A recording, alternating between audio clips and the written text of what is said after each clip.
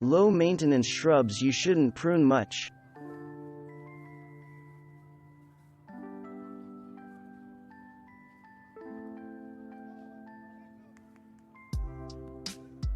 Weigela Florida is a longtime favorite with arching branches. The traditional version, 6 to 10 feet tall and wide, was grown mainly for its trumpet-shaped, light pink blooms. Then, newer cultivars came along and changed everything. Other flower colors, dark pink, white, red, became available, and, more important, they transformed Weigela Florida into a foliage plant. For example, many gardeners grow the wine and roses cultivar mainly for its burgundy leaves.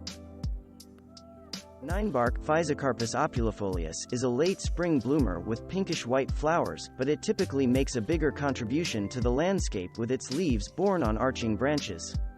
The Diablo cultivar, for example, has great-looking leaves for 3 seasons, and they're especially pretty when they assume their fall foliage colors.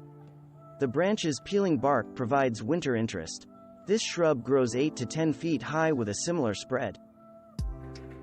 Idia virginica, Merlot, is another bush with arching branches that you shouldn't prune much, but it has one drawback that makes it less low maintenance than some similar plants, a suckering habit. Still, your pruning needn't go beyond cutting out these suckers if you wish to restrict the plant's spread when you see them.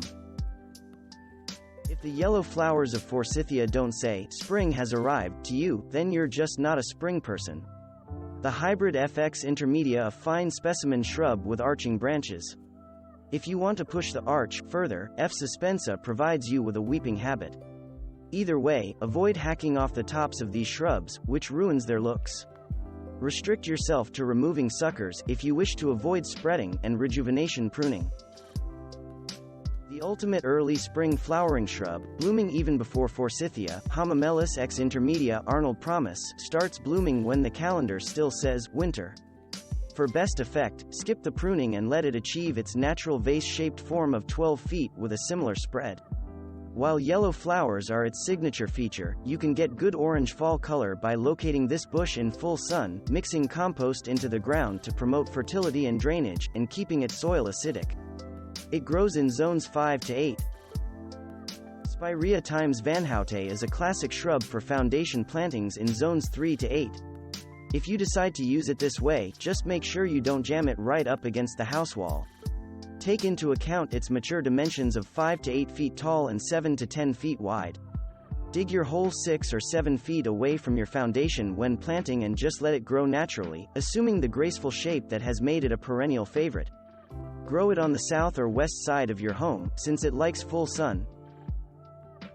Some types of mock orange Philadelphus are single-flowered, but Buckley's quill has fragrant, double, white flowers on a vase-shaped, 6 to 8 foot tall and 4 to 6 foot wide framework. Grow it in zones 4 to 8, in full sun to partial shade, and in a loamy soil. It's a one-season, spring plant but worth growing if you're interested in moon gardens. Japanese rose Caria japonica isn't a real rose, but don't let that stop you from growing it.